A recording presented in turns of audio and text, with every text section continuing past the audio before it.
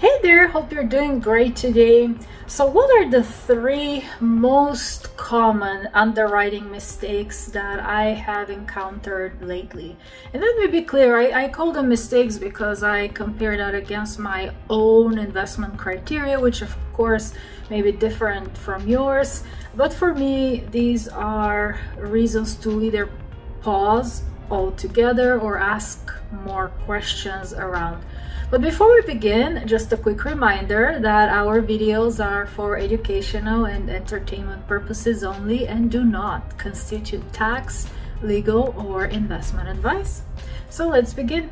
Number one is declining cap rates, or you may have otherwise heard this perhaps referenced as cap rate compression. Now, I personally do not know where rates will be 3, 4, 5, 6 years from now, and usually when I'm uncertain, I prefer to take a more conservative approach, which means that I will assume the markets may get worse before they get better. So I typically like to see expanding cap rates in the analysis. Maybe for super strong primary markets like Los Angeles or New York, I will be open to assuming flat cap rates.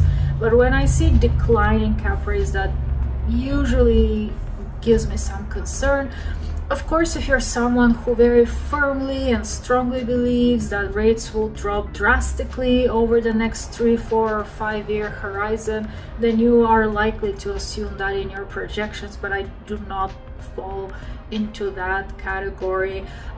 Also, a lot of people point to the CoStar underwriting report, and that's a great resource for a number of key stats and performance indicators, but that is just one resource. And so typically for me to buy into declining cap rates, I will have to see a lot more research around that.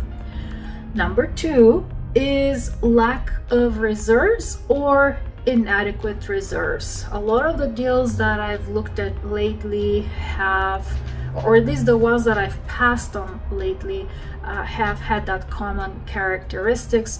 Personally, I'd like to see at least 6 months of operating expenses and debt service, or something around that magnitude.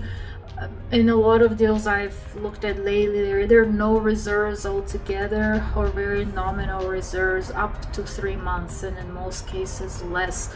The reality is, when you buy a property, you cannot predict anything and everything that will happen throughout the tenure of you operating and owning that property, and that's why it's helpful to have a rainy day fund. For example, no one could have predicted the magnitude of the insurance premium increases over the last couple of years, and you probably had a decent number embedded in your projections, but certainly not 2x or 3x the premium, and that's when having those reserves comes in handy.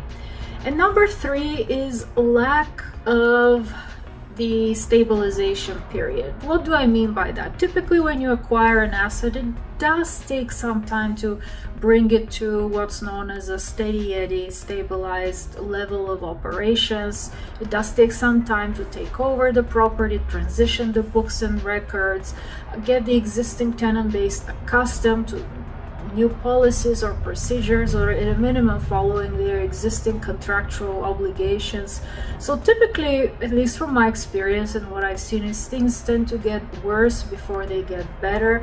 That's a very typical adjustment period. So when I see projections that show a property going from 0 to here, that usually is a reason for me to pause and ask more questions, or a reason to walk away altogether. That's not, of course, the single factor that would cause me to walk away, but in combination with some of the other 2 factors that I mentioned would certainly give me a reason to pause.